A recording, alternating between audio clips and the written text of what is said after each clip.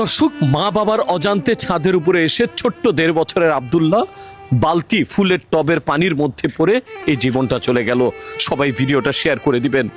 আপনাদের কাছে অনুরোধ, আপনাদের কাছে 2 হাত জোর করে অনুরোধ করছি, এই ভিডিওটি এত পরিমাণে শেয়ার করে দিবেন যাতে করে প্রত্যেকটা মা বাবা সতর্ক হয়ে যায়। দর্শক, যার যায় সে বুঝে সন্তান হারানোর কি বেদনা। আমার সন্তান আছে, আমি জানি আমার সন্তানের যদি একটু কিছু হয় আমার কোথায় আমার কলিজাটা ছিঁড়ে যায়।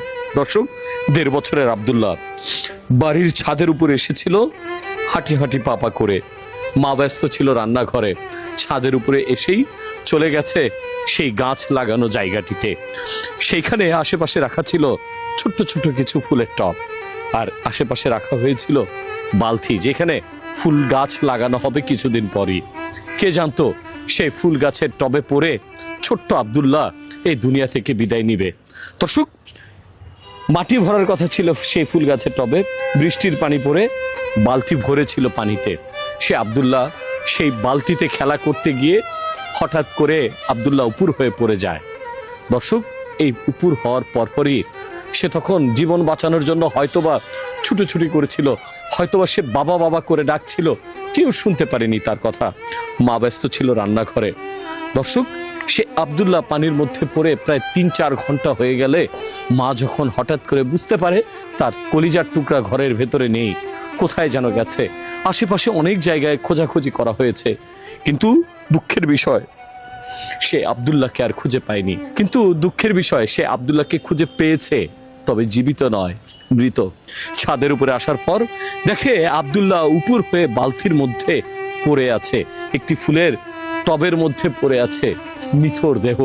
তাকে স্থানীয় একটি হাসপাতালে, ড্যামরার একটি স্থানীয় হাসপাতালে নেওয়া হলে কর্তব্যরত চিকিৎসক বলেছে আপনার সন্তান অনেক আগেই দুনিয়া থেকে চলে গেছে।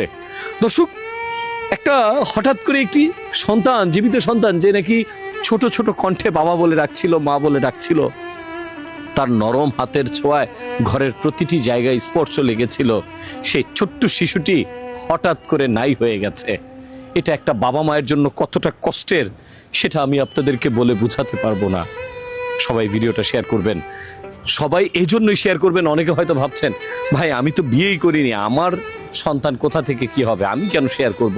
প্লিজ ভাই, প্লিজ বোনেরা, আপনাদের কাছে অনুরোধ, আপনারা মুহূর্তের মধ্যেই ভিডিওটা ছড়িয়ে দিন যাতে করে প্রত্যেকটা মা বাবা ছোট্ট ছোট্ট যাদের ঘরে ছোট ছোট সন্তান আছে তারা যেন একটু সতর্ক হয়।